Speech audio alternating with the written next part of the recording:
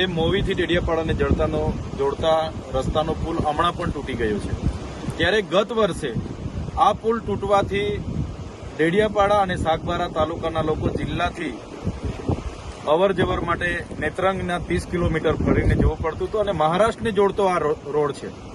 અહીંયા 56 નંબર નજીકમાંથી પસાર થાય છે, આ 65 નંબર સ્ટેટ હાઈવે છે, નેશનલ હાઈવે અહીંથી જ પસાર થાય છે। છતાં આ તૂટવાથી અનેક જગ્યાએ અમે રજૂઆતો કરી છે।